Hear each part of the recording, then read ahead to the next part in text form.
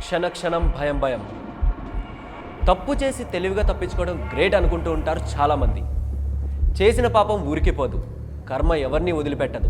కాస్త లేట్ అయినా గోడకి కొట్టిన బంతిలా జెట్ స్పీడ్తో వచ్చి రివర్స్లో లాగి ఒక్కటిస్తుంది.